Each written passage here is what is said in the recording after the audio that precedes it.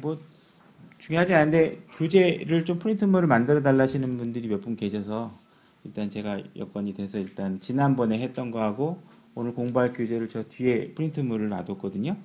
그래서 뭐 필요하신 분은 가져가시고 지금 없으신 분도 듣는데 아무 지장 없으니까 그냥 들으셔도 됩니다. 일단 우리 지난 시간 그래도 복습을 좀 한번 해볼까요? 우리 사무엘상 공부를 들어왔는데 우리 사무엘서는 사사기를 배경으로 해서 역사서가 시작되고 있다 이런 말씀을 드렸죠. 그래서 그 당시에 많은 사람들이 자기가 생각하기에 옳은 대로 모든 일들을 해가고 있고 하나님을 인정하지 않는 시대의 적 배경을 갖고 있었다 이렇게 말씀하고 계십니다. 그래서 우리가 신앙생활 하면서 다 대부분 내가 생각하기에 옳다라는 생각에 빠져 있는 한 여러분들은 변화될 가능성이 제로입니다. 그래서 여러분들의 생각이 그 근거가 하나님 말씀에 근거하고 있는지를 온전하게 확인하지 않으시면 각자 생각하기에 이 정도 하나님은 이럴 거야. 신앙생활은 이렇게 하는 거야. 이런 자기 규정에 빠져서 내가 굉장히 잘하고 있다. 이런 것들을 말씀으로 여러분들을 비교하지 않으면 계속 자기가 잘하고 있는 줄 알고 잘못된 신앙을 하죠. 그래서 우리가 사무엘서를 통해서 또 보긴 하겠지만 이 부분적인 복종 우리가 뭔 얘기를 하면 자기가 잘못 이게 마이크가 조금 울리는 것 같은데 자기가 잘못하고 있는 부분들을 끊임없이 단련하고 깎아내고 이렇게 하셔야 되는데 그렇게 하지 않으시는 것은 굉장히 나태한 신앙생활이 될 수 있죠. 그래서 무언가 이렇게 지적을 하면 자꾸 변명을 많이 하시는 분들이 계세요. 그래도 교회는 열심히 나오잖아. 뭐 이런 식으로 해서 뭐 하면 그래도 주방 봉사는 내가 열심히 할 걸. 뭐 이렇게 얘기하면 그래도 내가 헌금은 꾸준히 해. 이러면서 계속 자기 방어적인 멘트에 빠져 있으면 여러분들은 변화될 가능성이 없죠. 그래서 여러분들이 뭘 잘하고 있느냐보다 못하고 있는 것들이 너무 많기 때문에 여러분들 계속 말씀에 깨어서 그 살아계신 하나님의 말씀이 여러분들의 삶을 변화시킬 수 있기를 바랍니다. 그래서 우리가 사사 시대와 우리가 교회 시대를 잠깐 비교해서 제가 설명을 드렸는데 교회 시대에는 마찬가지 사사 시대처럼 우리가 보이지 않는 하나님을 왕으로 우리의 머리로 인정하지 않는다면 우린 사사 시대에 그 사람들과 동일한 선상에 놓여 있게 된다는 거죠. 그래서 여러분 눈에 보이고 있는 감독이 하나님을 향해서 예수 그리스도를 향해 여러분들이 인도에 가지만 보이는 그분이 하나님이 아니시고 우리 보이지 않는 하나님이 왕이시고 그래서 여러분들이 누구에게 충성되이 일을 섬기고 하셔야 되는지에 대해서 그 균형을 잘 맞추셔야 됩니다. 그래서 여기서 말씀을 선포하시는 분이 하나님 말씀을 다루기 때문에 그분에 관한 존경심과 그분에 대한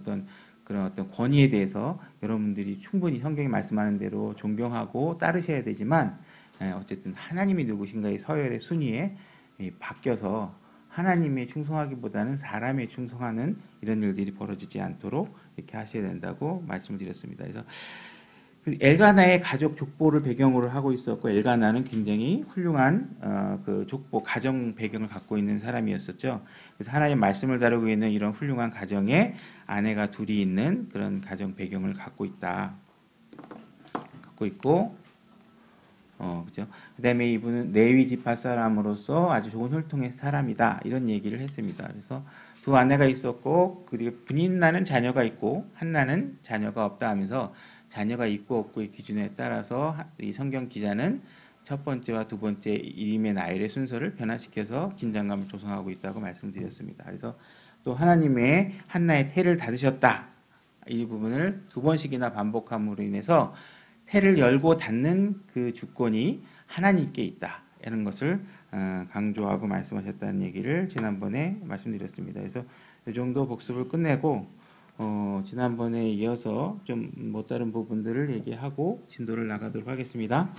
자, 6절에 보면 주께서 사무엘상 1장 6절입니다. 본문 주께서 그의 태를 닫으셨으므로 그녀의 대적 또한 그녀를 심히 자극하여 애타게 하였더라. 자, 대적이라는 말이 등장하고 있는데요. 우리는 신앙생활을 하면서 아니면 신앙생활은 아니더라도 우리가 이렇게 태어난 이상 항상 우리에겐 저를 괴롭히는 그런 대적 관계에 있는 사람들이 분명히 있습니다. 그죠? 때로는 하는 소리가 어디서 나는 이게 때로는 아버지가 굉장히 괴롭혀서 고민하는 자녀들도 있고, 자녀 때문에 고민하는 부모가 있고, 그죠? 아내가 그냥 왼수처럼 괴롭히는 사람이 있고, 남편이 그럴 수도 있고요. 때로는 멀리 있는 어떤 누군가도 하겠지만, 대부분 나를 끊임없이 괴롭히는 존재는 내가 벗어나기 힘든 가까운 데 항상 존재하고 있죠. 그래서 이 대적이 있는 것은 우리가 피할 수 없는 우리 삶입니다. 그래서 하나님께서 이 대적들을 통해서 여러분들을 또 강하게 만드시고 여러분들의 생각이나 이런 것들에 도전을 주시고 하시기 때문에 이 대적에 관해서 우리가 어떻게 대해야 되는지 좀 살펴보려고 합니다. 자, 베드로전서 5장 7절에서 9절까지 말씀을 한번 보도록 하겠습니다. 베드로전서 5장 7절에서 9절. 베드로전서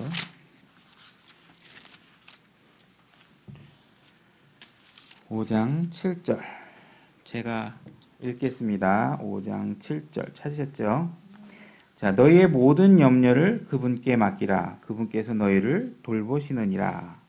자, 여러분의 모든 생각들을 주님께 맡기라 하는 것까지 여러분들이 순종하셔야 됩니다. 그리고 맡기는데 부분적으로 여러분들이 고민을 맡기는 게 아니라 여러분들이 할 수 있다고, 내가 처리할 수 있다고 생각하는 문제조차도 하나님께 염려를 맡기셔야 된다는 거예요. 그래서 모든 염려를 주님께, 그분께 맡기셔야 됩니다. 그러면 그분께서 여러분들을 돌보십니다. 이 말씀을 여러분들이 실질적으로 온전하게 여러분들이 신뢰하신다면 여러분들의 삶에서 대적들을 대하는 여러분들의 무게나 짐이 많이 덜어질 수 있겠죠. 그 다음에 정신을 차리라. 8절. 깨어있으라. 너희 대적 마귀가 울부짖는 사자같이 두루다니며 삼킬 자를 찾나니. 이렇게 되어 있죠. 그래서 정신을 차리셔야 됩니다. 우리가 창세기 3장에서 여자가 뱀에게 속을 때도 정신을 못 차려서 속는 겁니다. 그래서 우리가 나에게 모든 여건들이 내가 편한 상태로 모든 상황이 존재하지 않습니다. 계속 여러분들을 끊임없이 틈만 나면 여러분들을 쓰러뜨리려고 노력하는 대적이 존재하기 때문에 항상 깨어있고 정신을 차리시고 이렇게 있으셔야 됩니다. 근데 9절. 믿음에 굳게 서서 그를 대적하라. 세상에 있는 너희 형제들도 동일한 고난을 겪는 줄 너희가 아느니라.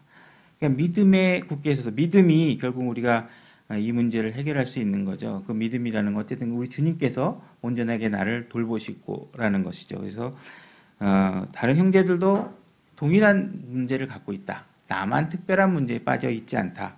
이런 믿음을, 이런 상황들을 이해하시고 나만 뭐 굉장히 슬픈 상황이, 괴로운 상황이 있다. 이렇게 자학하거나 이렇게 염세주의에 빠질 필요는 없습니다. 그래서 한 가지 더 비교하기 위해서 빌립보서 4장 6절, 7절 한번 볼까요? 빌립보서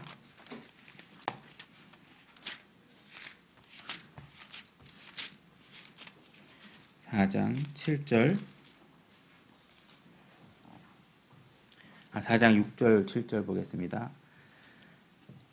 자, 찾으셨나요? 제가 읽겠습니다. 아무것도 염려하지 말고 오직 모든 일에서 기도와 간구로 너희가 요청한 것들을 감사와 더불어 하나님께 알리라.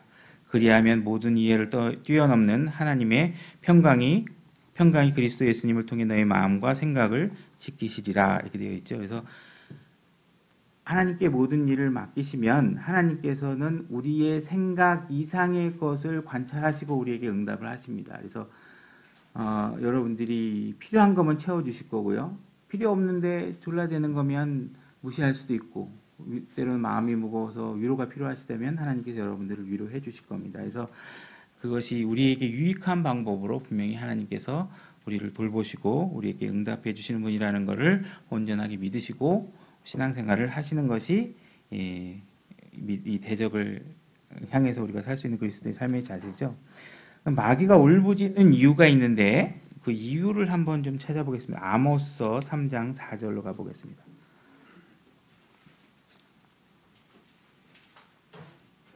아모스서 3장 4절. 아모스서 3장 4절. 제가 읽겠습니다. 찾으시는 분들은 한번 찾아보시고. 사자가 먹이가 없는데 숲속에서 울부짖겠느냐? 젊은 사자가 아무것도 잡지 못하였으면 자기 굴에서 소리를 지르겠느냐? 자, 사자가 울부짖는 거는 먹잇감을 보았거나 냄새를 맡았거나 하기 때문에 울부짖는 거죠. 먹잇감을 봤기 때문에. 여러분들이 신앙생활을 할 때 무언가 염려, 근심, 탐욕 이런 거에 여러분들의 생각이 빼앗기게 되면 사자가 으르렁거리기 시작을 합니다. 그죠? 여러분들의 삶이 이런 것들의 생각이 빼앗기지 않게 이 믿음으로 온전히 지켜서서 마귀가 사탄이 여러분들의 삶을 해방하지 않도록 지키셔야 됩니다. 그래서 한나뿐만 아니라 우리가 살면서 이렇게 대적들을 만나는 경우는 다반사고 있는 게 당연하고 그들을 통해서 여러분들의 신앙을 성장시키기 때문에 이런 것들이 나에게 일어나지 않도록 기도하는 것보다는 이러한 일들 속에서 여러분들이 평강을 유지하고 믿음으로 굳게 서서 지혜롭게 주변 사람들이 그러한 다툼에서 어떻게 여러분들이 신앙생활을 유지하고 승리하는 삶을 사는지를 보여주는 것이 여러분들이 해야 될 몫인 거죠. 그래서 그렇게 이해를 하시면 됩니다. 그 다음에 우리 본문으로 다시 가셔서 7절, 8절 한번 같이 읽도록 하겠습니다. 본문 7절, 8절. 자, 준비되셨죠? 네, 같이 읽겠습니다. 시작. 그녀가 주의 집에 올라갈 때 해마다 그가 그와 같이 함으로 분인나가 그녀를 자극하니라. 그러므로 그녀가 울고 먹지 아니하니 이에 그녀의 남편 엘가나가 그녀에게 이르되 한나여 어찌하여 우느냐 어찌하여 먹지 아니하느냐 어찌하여 당신의 마음이 괴로우냐 내가 당신에게 10 아들보다 낫지 아니하 하니라. 자, 우리가 대적에 관해서 공부를 했는데 여기 성경 본문에서 보면 이 한나의 대적은 누구라고 되어 있나요? 한나의 대적은 분인나겠죠. 분인나. 그죠? 그래서 이 기도하는 7절의 내용을 보면 그녀가 주의 집에 올라갈 때 해마다 그와 같이 함으로 이렇게 자극하니까 그녀는 울고 먹지 아니하니 하는 정도의 서술을 하고 있습니다. 그래서 한나는 분인나의 끊임없는 공격에도 한나의 신앙 자세는 뭐냐면 대적하지 않는 것입니다. 그 자극이나 여러분들 분노케 하는 일에 자극하지 않고 저항하지 않고 다투지 않는 거죠. 그래서 우리 이러한 신앙 자세는 그리스도인에 굉장히 중요한 거겠죠. 그래서 예수님도 그러한 신앙생활을 하셨습니다. 우리 신약의 교훈으로 자 이사야서 53장 7절 한번 가보겠습니다. 이사야서 53장 7절.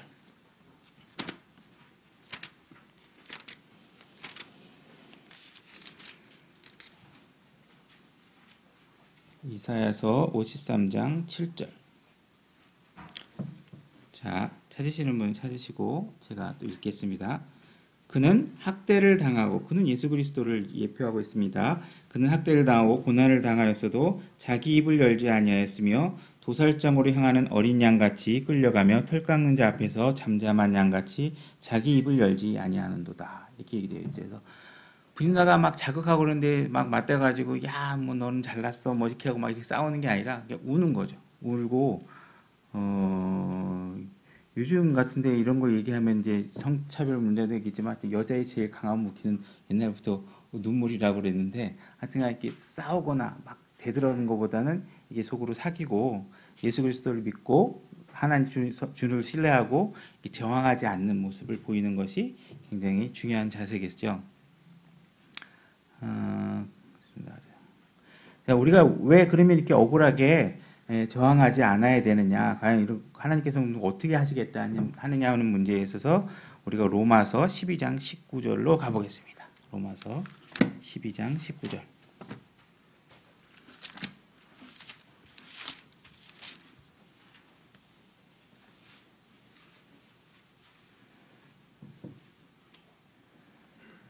로마서 12장 19절 찾으셨네? 로마서 12장 19절 제가 읽겠습니다. 극진히 사랑하는 자들아 너희 스스로 원수를 갚지 말고 도리어 진노하심을 맡기라. 기록된 바 원수 갚는 일은 내 것이니 내가 갚으리라. 주께서 말하노라 하였노라. 그러니까 우리가 아무리 잘해서 상대방이 분명히 명백하게 잘못했고 막 그랬다 하더라도 그걸 직접적으로 여러분들이 원수를 갚는 일은 하나님께서 허락하지 않고 계시는 거죠. 그죠? 여러분들이 분노하고 원망 내는 일이 있으면 기도로 주님께 맡기시면 하나님이 알아서 해결하실 거다. 그러니까 원수 갚는 일은 여러분들의 몫이 아닙니다. 그죠? 자, 그다음에 뭐 이건 제가 그냥 읽을게. 욥기 16장 20절에서 내 친구들은 나를 비울 때 내 눈은 하나님께 눈물을 쏟는도다 하는 구절도 있고요. 그래서 우리가 저항하지 않고 맞대어 대응하지 않는 자세가 필요하다. 그래서 이렇게 대적을 통해서 한나를 지금 괴롭히고 있는 이유는 뭐냐 하면 한나가 그러한 가운데 간절히 기도하도록 만드는 데에 있는 것입니다. 그죠? 그러니까 대적이 생겨 사람을 통해서 여러분들을 괴롭고 원수되게 하는 것은 여러분들을 처절하게 기도하게 만들고 하나님을 의지하게 만들도록 하시기 위해서 괴롭히는 거죠. 그래서 여러분들이 직접적으로 원수 갚는 게 아니라 그런 것들을 아시고 하나님께 더 의탁하고 하는 겁니다. 그래서 하나님께서 지금 사무엘을 출현시키기 위해서 사무엘의 어머니인 한나가 기도로 그 상황들을 준비하도록 만들어가고 계시는 것이죠. 주권적으로 하나님이 준비하고 계시는 것을 알 수 있습니다. 자, 그래서 이렇게 8절까지의 내용 중을 보게 되면 이 한나가 8절을 보게 되면 그녀의 남편 엘가나가 그녀에 이르되 뭐 이렇게 하면서 내가 당신에게 10아들보다 낫지 않냐 뭐 이렇게 하면서 본인의 사랑을 표현하고 있죠. 그래서 이런 사랑을 표현하는데도 불구하고 한나가 남편의 사랑에도 불구하고 해결되지 않는 문제, 이 해결되지 않는 문제가 뭐죠? 지금 상황에서 한나가 지금 괴롭고 해결되지 못하고 있는 문제가 뭔가요? 아기를 갖는 문제, 그죠? 근데 제가 한 번 더 물어보겠는데 그 문제 말고는 없을까요? 아기가 없다는 문제 하나만 갖고 한나가 지금 이렇게 울고 있을까요?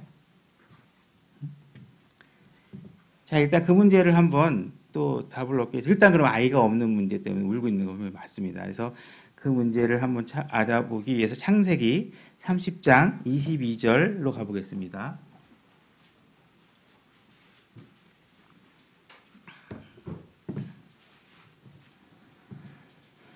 창세기 30장 22절, 23절 두 절을 읽을 텐데, 자, 아직까지 페이지 넘기는 소리가 많이 나니까 한 3초만 더 있다가 제가 읽도록 하겠습니다. 자, 읽겠습니다. 하나님께서 라헬을 기억하시니라. 하나님께서 그녀에게 귀를 기울이시고 그녀의 태를 여셨으므로 그녀가 수태여 아들을 낳고 이르되 하나님께서 내 치욕을 없애주셨다고 이렇게 되어 있죠. 여자가 아이를 갖지 않은 것이 치욕으로 느껴져 있고 그것을 응답해 주셨다 하는 얘기를 하고 있습니다. 근데 여러분들 여기서 이제 주의를 하셔야 될 건 뭐냐면 이 문제, 아이가 없는 문제에 관해서는 지금 신약과 구약을 동일하게 기준을 가지고 적용하시면 안 돼요. 그러니까 이 당시는 이 당시의 경륜을 가지고 말씀하고 있는 거기 때문에 그러니까 지금 자녀가 없는 분이 이게 동일하게 적용해서 제가 지금 설명하려고 하는 내용을 적용하실 필요는 없습니다. 근데 어쨌든 본능적으로 기본적으로 여자는 결혼을 하면 아이를 낳는 것이 기본적인 상식으로 되어 있죠. 근데 그것이 없기 때문에 기본적으로 수치라고 느끼는 부분들이 있었던 거죠. 근데 사실은 하나님께 이 한나는 그리고 우리처럼 이게 그 정도 수준에서 지금 괴로워하고 있는 한나의 신앙 자세는 계속 보여지겠지만 한나는 사실 그거보다 더 깊은 문제 때문에 괴로워하고 있는 부분이 있습니다. 신명기 7장 14절로 한번 가보겠습니다. 신명기 7장 14절.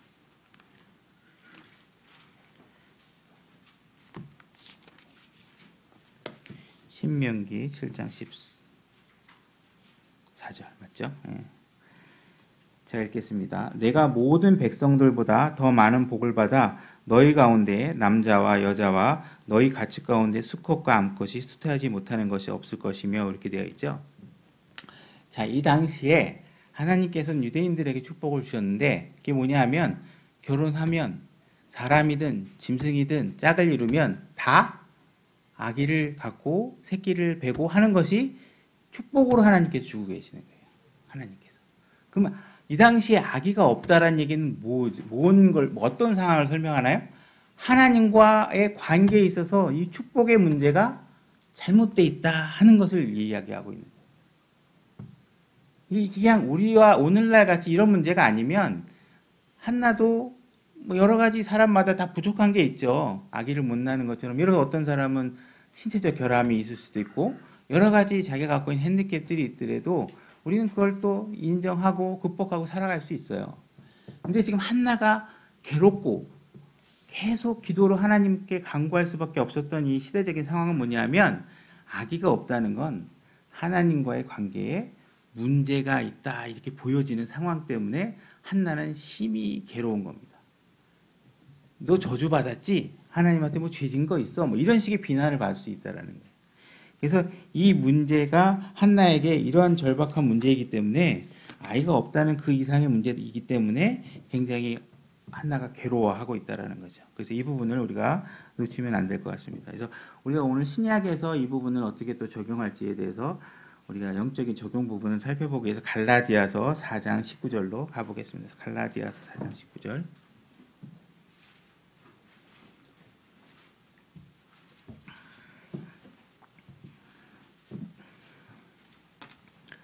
갈라디아서 4장 19절. 갈라디아서 4장 19절 제가 읽겠습니다. 나의 어린 자녀들아 너희 속에 그리스도께서 형성되실 때까지 내가 다시 너희를 위해 해산하는 수고를 겪노라 이렇게 되어 있죠. 자, 여기서 해산하는 수고는 구원에 관한 이야기는 아닙니다. 구원에 관한 이야기는 아니에요. 이미 구원받은 자녀지만 이 사도 바울이 우리를 잉태하는 게 아니죠. 구원의 문제는 하나님께서 하시는 일인데 우리가 신앙적으로 누군가가 예수 그리스도 안에 있는 사람들이 진짜 영적인 생활을 할 수 있도록 우리가 열매 맺는 삶을 살도록 하는 데 있어서 우리가 사도 바울이 그런 영향력을 행사했다는 거예요. 그러니까 우리도 옆에 있는 형제 자매들이 나 교회 나왔어. 그냥 뭐 하나님 말씀 알아. 그리고 그냥 왔다가 갔다가 자기 편한 대로 신앙생활을 하는 게 아니라 무언가 내가 헌신하면서 내가 무언가 그리스도를 향해서 내가 무언가 희생 드릴 수 있는 거, 시간을 드리던 금전적이던 내가 헌신을 몸으로 하던 해서 열매 맺는 삶을 어떻게 할 것인가에 대해서 우리가 고민하고 살아야 되는 거예요. 있는데 교회 다니는데 교회 안 다니는 사람과 다니는 사람이 일요일날 스케줄 말고는 별로 차이가 없다. 말하는 것도 똑같고 부패하는 언어도 똑같고 이런 식으로 살면 안 되겠죠.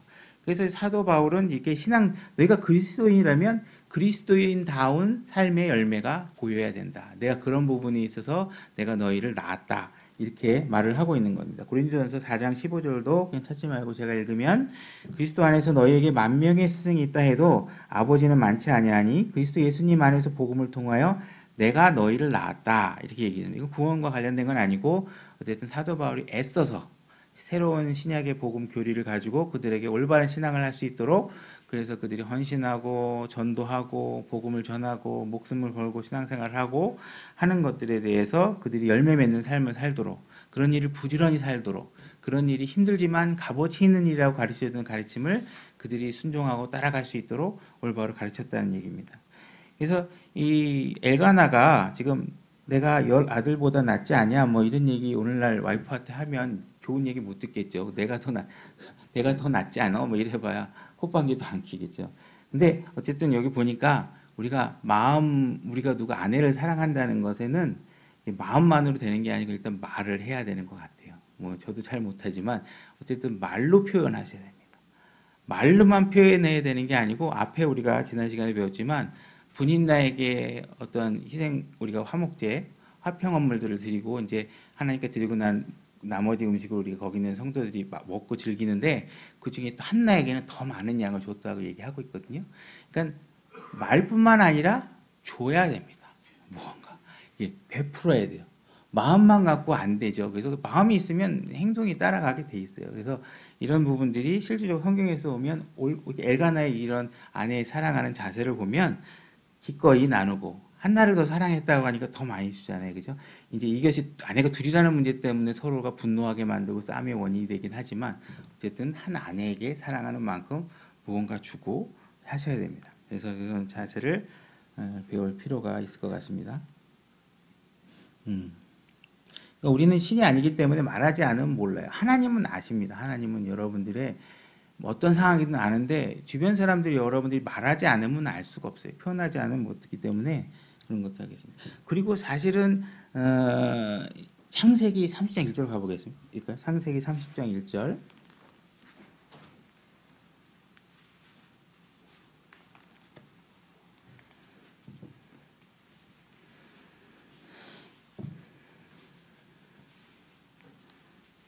창세기 30장 1절. 찾으셨나요? 네.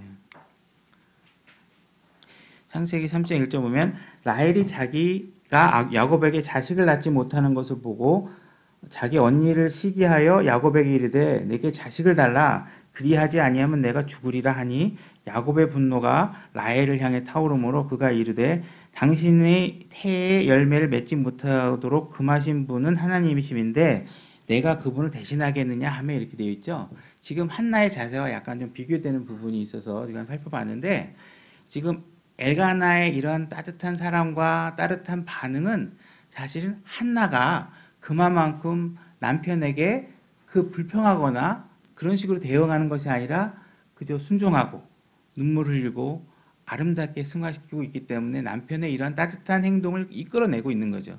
근데 여기는 라헬이 보면은 이제 뭐 왜 나는 애가 없냐 그러고 남편한테 막 하니까 남편이 어떻게 됐어요? 화를 내잖아요. 그죠?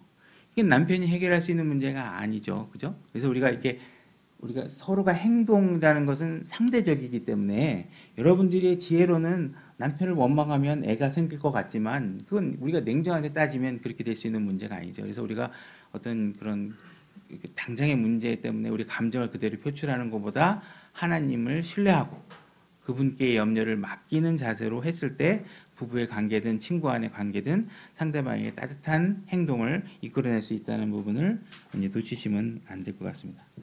자, 9절서부터 11절까지 사도행전 본문으로 사무엘서 본문으로 가서 9절부터 11절까지 일단 읽어보겠습니다. 시간이 되는 데까지 해보겠습니다. 자, 다 같이 준비됐나요? 읽겠습니다. 시작. 이에 그들이 실로에서 먹고 마신 뒤에 한나가 일어나니라. 이제 제사장 엘리는 주의 성전 기둥 옆에 있던 의자에 앉았더라. 그녀가 혼이 쓰라린 가운데 주께 기도하고 심히 통곡하며 서원하여 이르되 오 만군의 주여 만일 주께서 참으로 주의 여종의 고통을 돌아보시고 나를 기억하시며 주의 여종을 잊지 아니하사 주의 여종에게 사내 아이를 주시면 내가 그의 평생토록 그를 주께 드리고 삭도를 그의 머리에 대지 아니하겠나이다 하니라. 이렇게 되어 있죠. 일단 9절에 보면 실로에 가서 먹고 마신다는 내용이 그냥 이게 먹고 마시는 게 아니고 실로는 이제 주의 장막이 성전이 있는 곳이라고 했죠. 그래서 이 성전이 있는 곳이기 때문에 그들이 이제 화평헌물들을 드리고 나면 하나님께 드리는 몫이 있고 또 그것이 또 그때 바친 자원하는 제사이기 때문에 희생물이기 때문에 그걸 바친 또 이런 성도들이 그 당시에 이스라엘 백성들이 같이 나눠 먹는 부분들이 있습니다. 그래서 그걸 먹고 마신 건데 여기 주의 성전이라는 부분이 있어서 우리가 성경에서 건물로서의 성전,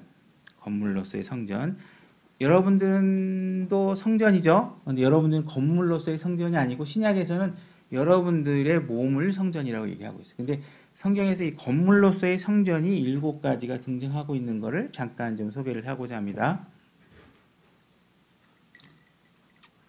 지금 첫 번째는 실로의 성전이죠. 실로에 있는 성전. 지금 보고 있는 거.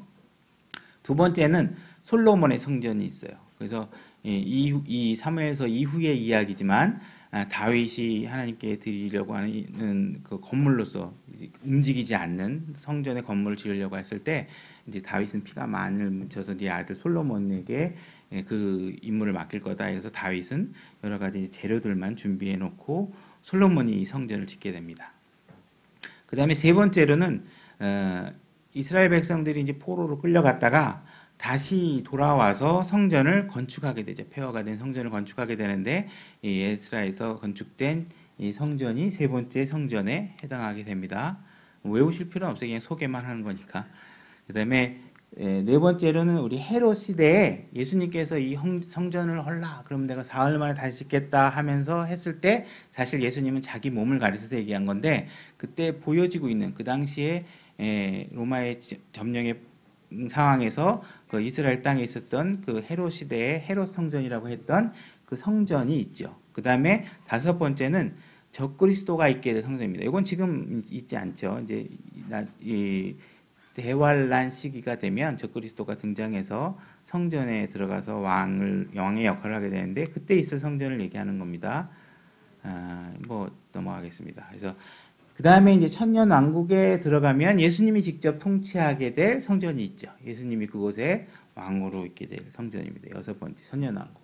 그 다음에 7번째는 우리가 벽보자 심판 이후에 하늘에서 이제 새 하늘과 새 땅 하면 새 예루살렘이 내려오는 상황이 보여지게 됩니다. 그래서 하늘에서 내려오는 성전, 그래서 7가지 건물로서의 성전이 성경에서 언급되고 있다 하는 것만 그냥 참고로 알아두시면 좋을 것 같습니다. 자, 그 다음에 10절을 보게 되면 그녀가 혼이 쓰라린 가운데 주께 기도하고 심히 통곡하며, 한나의 혼이 쓰라리게 된 상태가 있죠. 결국은 하나님께서 대적을 통해서 한나가 처절하게 괴롭고 기도하게 만들면서 한나의 있던 영적 상태가 아주 쓰라린 상태가 되도록 만들어 놓았는데, 이것은 하나님께서 한나가 간절하게 기도를 하도록 만들기 위해서 그런 상태를 지금 만들고 계십니다. 그래서 우리는 그러한 쓰라린 상태가 될 필요가 있지요. 그래서 우리는 이런 내용을 알기 위해서 시편 107편 5절로 가보겠습니다. 107편으로 가보겠습니다. 시편 107편.